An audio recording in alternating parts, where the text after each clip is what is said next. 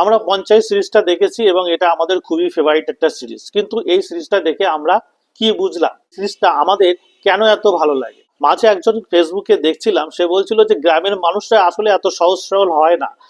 ঠিকই কথা, এই সিরিজেও কিন্তু গ্রামের মানুষদের সহজ সরল ভাবে দেখানো হয়নি। এখানেও খুনোখুনি আছে, এখানেও মারপিট আছে, এখানেও দাঙ্গা আছে, এখানেও পলিটিক্স আছে, সবকিছু কিন্তু এর মধ্যে রয়েছে। ভালো মানুষ আছে, খারাপ মানুষ আছে, প্রধানজির কিন্তু মনের ভেতরে একটা ক্ষমতার লোভ, সেটাও দেখানো হয়েছে। সবকিছুই কিন্তু এই সিরিজের মধ্যে আছে। তা সত্ত্বেও আমাদের এত মজা লাগে, ভালো লাগে কেন? তার কারণ হচ্ছে পরিচালকের দৃষ্টিভঙ্গি। হ্যাঁ, পরিচালক যে দৃষ্টিভঙ্গিতে দেখেছে, সেই দৃষ্টিভঙ্গিতে দেখতে গেলে আপনার পুরো বিষয়টা মজাই লাগবে। জীবনটাও ঠিক একই রকম। আমাদের জীবনে যে সমস্ত ট্র্যাজিক দুঃখ জিনিসগুলো আছে, সেগুলো যখন আপনি জীবনের শেষে গিয়ে বা দূর থেকে দেখবেন, তখন কিন্তু একসময় মনে হবে যে পুরো জিনিসটাই হলো একটা মজা। তো এইখানেও তাই। হ্যাঁ, পঞ্চায়েতে কিন্তু কোনো জায়গাতেই কাউকে সহজ সরলভাবে দেখানো হয়নি। এটা হলো পরিচালকের দৃষ্টিভঙ্গি।